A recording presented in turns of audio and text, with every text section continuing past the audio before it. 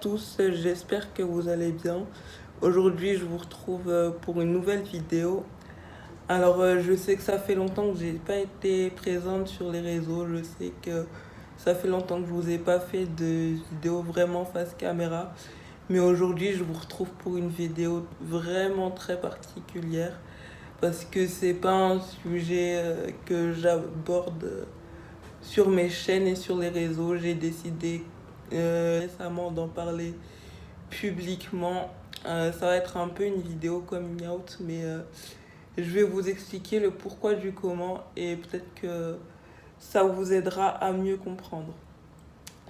Donc, comme vous savez, je m'appelle Katusha, j'ai 23 ans maintenant depuis quelques semaines. Je suis en situation de handicap, etc., etc. Ça, je vais pas vous refaire l'histoire. Je vous ai déjà assez fait de textes sur les réseaux sociaux.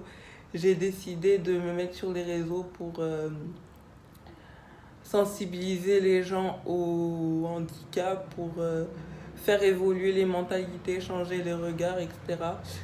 Mais depuis quelques temps, j'ai envie de diversifier mes réseaux, de ne pas parler que du handicap et de parler des sujets qui me touchent de près ou de loin, directement ou non, et des questions que je me pose. Donc ça va être le sujet de la vidéo d'aujourd'hui, ça va être le sujet du visio d'aujourd'hui. Donc aujourd'hui, je vais vous parler de questionnements que je me pose depuis des années et des années, mais j'ai trouvé le courage d'affronter les choses seulement que récemment. J'en ai parlé uniquement à mes amis les plus proches.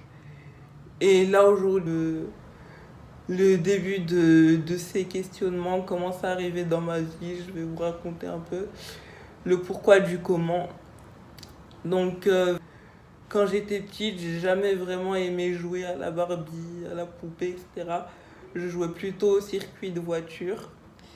Et je me suis toujours sentie pas à ma place dans la société, déjà de par mon handicap, etc. Mais en tant qu'individu, j'ai toujours préféré les choses les jouets de garçons, les vêtements de garçons.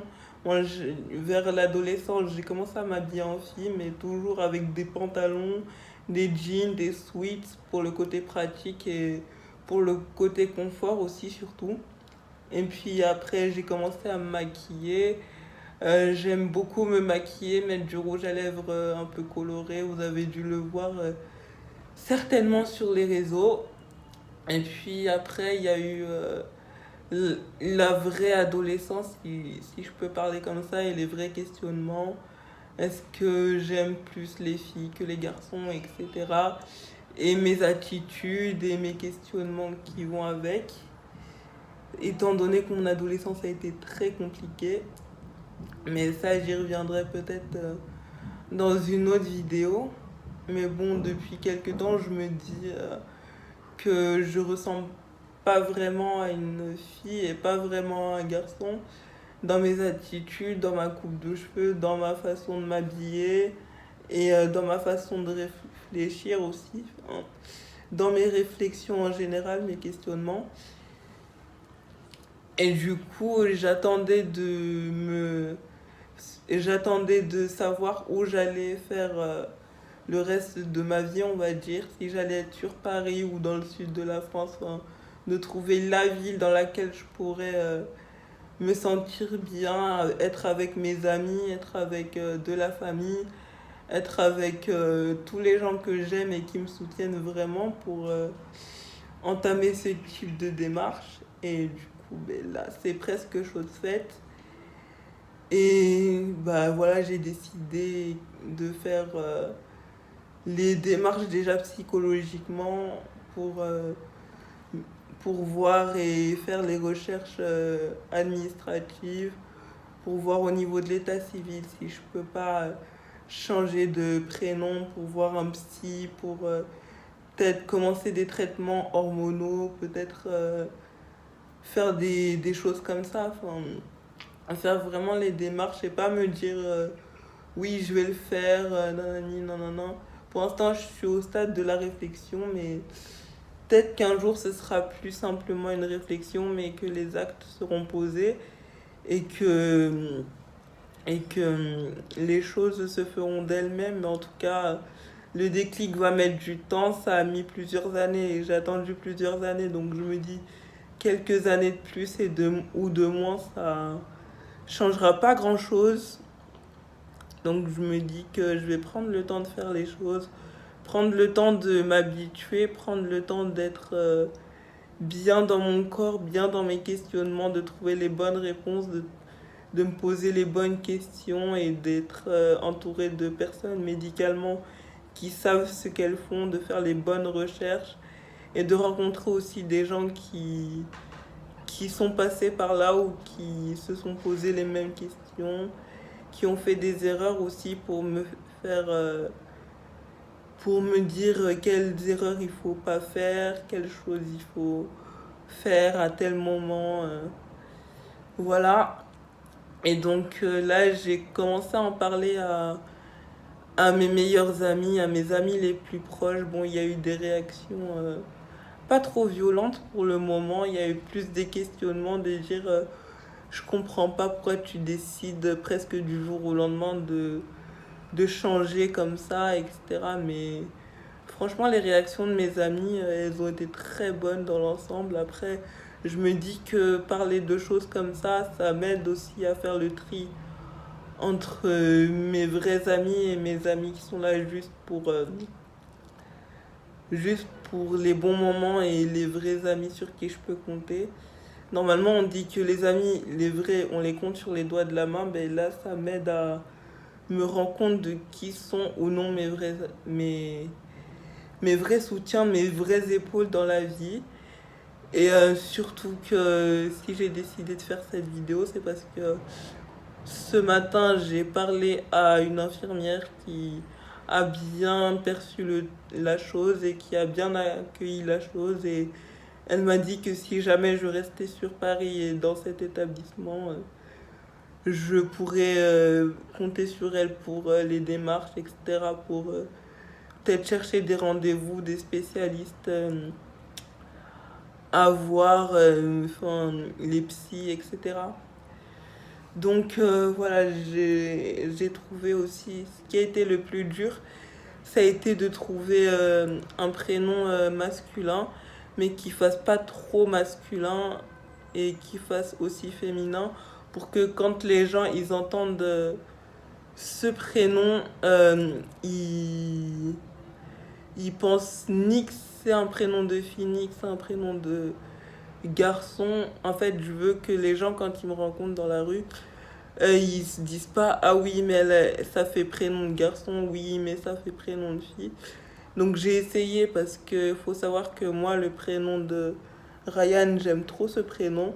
Donc je me suis dit, est-ce qu'il n'y a pas un prénom féminin qui peut avoir cette résonance. Donc du coup, j'ai choisi Rayllian, donc je l'écrirai Raylian.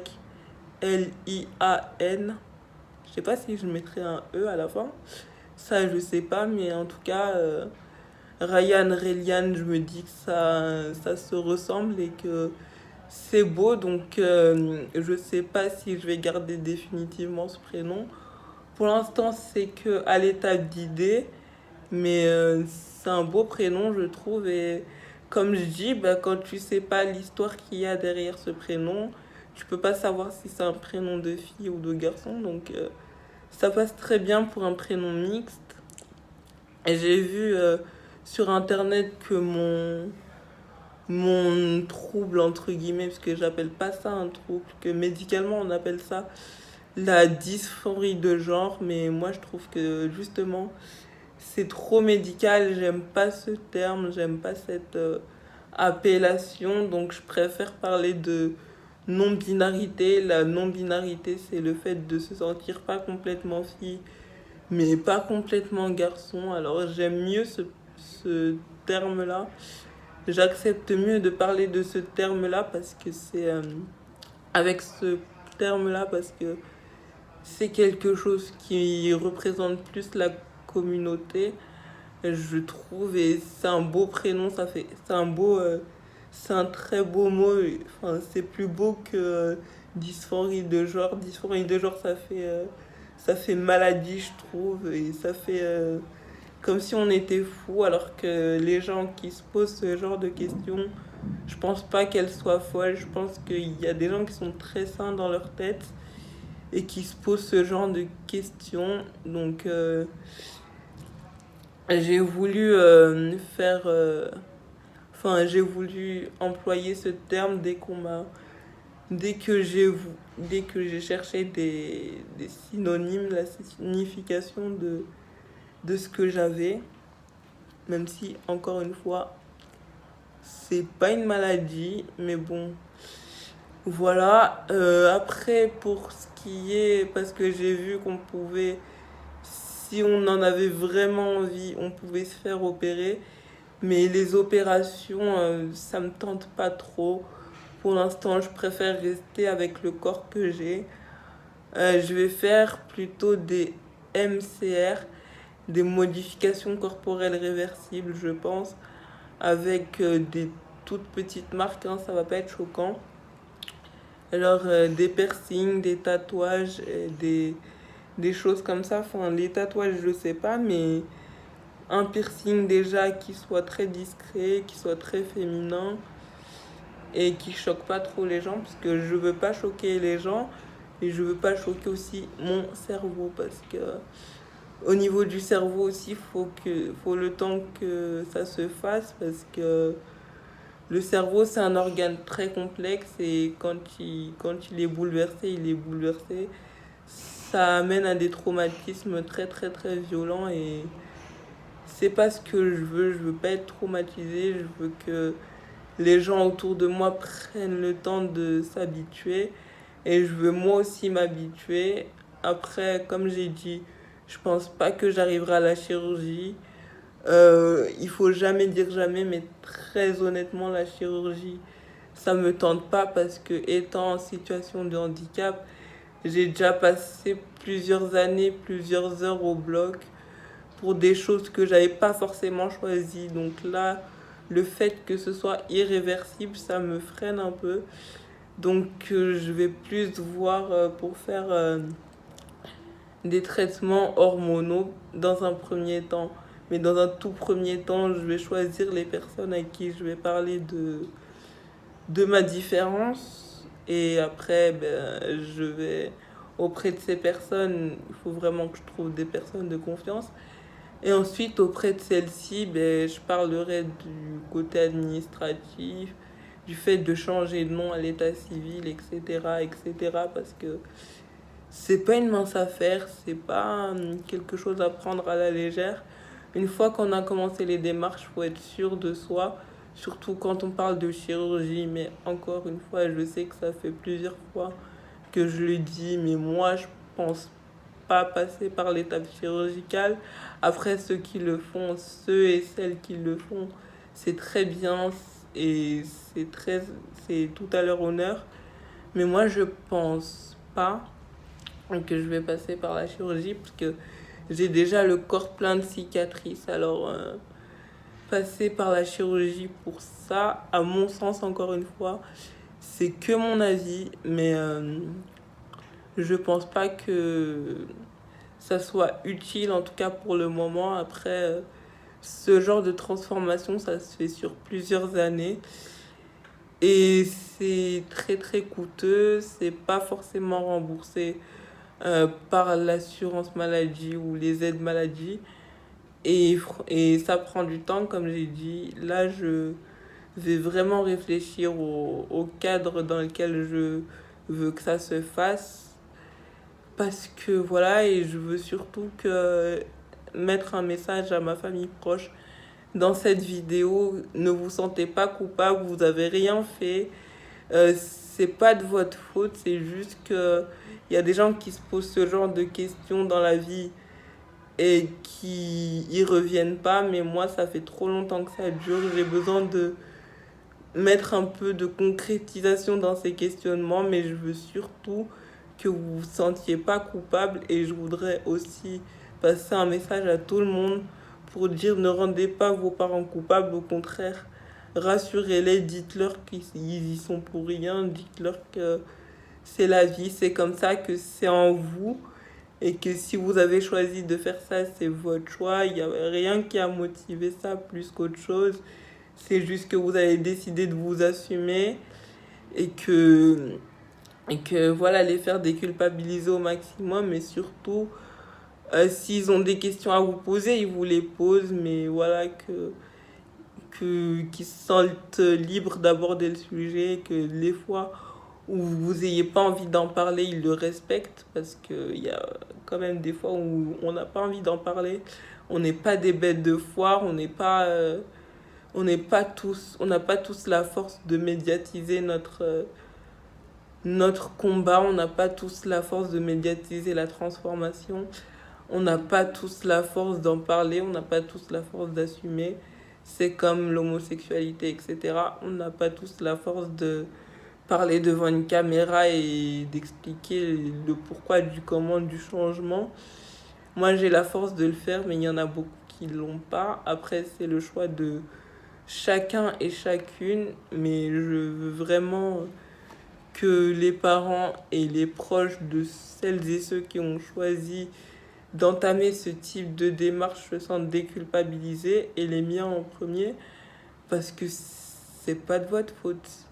C'est pas de votre faute, c'est nous, on est comme ça, et peut-être qu'on changera pour certains, peut-être que d'autres ne changeront pas, mais c'est absolument pas de la faute de quelqu'un, c'est pas de la faute de l'univers, enfin si c'est de la faute de l'univers, on est tous nés pour accomplir quelque chose sur Terre, on est tous nés pour quelque chose sur Terre, il n'y a pas un truc qu'on peut pas faire sur Terre, enfin si, il n'y a pas un truc que l'univers nous a programmé et qu'on puisse pas affronter de façon positive ou négative, mais en tout cas j'avais vraiment envie de faire cette vidéo pour déjà moi me dire que auprès de ma communauté, ben, je vais entamer les démarches, que ça prendra du temps, et pour aussi ouvrir un nouveau débat, et voilà, et pour trouver des réponses et pour trouver des gens à qui parler de ce sujet, dire merci à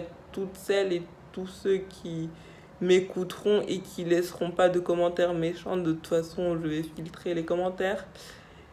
Et pour encourager les gens à vraiment passer le cap, entre guillemets, s'ils veulent passer le cap. Si vous voulez passer le cap, vous passez le cap. Si vous voulez pas passer le cap, vous passez pas le cap. Mais en tout cas, ce genre de questionnement, c'est normal, c'est la vie. Dans la vie, on se pose tous tout un tas de questions, et c'est pas pourtant qu'on est fou, qu'on est bon à enfermer et qu'on est bon à prendre des cachets et des cachets. C'est vous, c'est comme vous le sentez. J'espère que mon message sera bien perçu. J'espère que vous serez prêts et prêtes à m'accompagner dans cette nouvelle aventure. Je vous fais de gros bisous, je vous souhaite bon courage et je vous dis à bientôt pour une nouvelle vidéo. Ciao!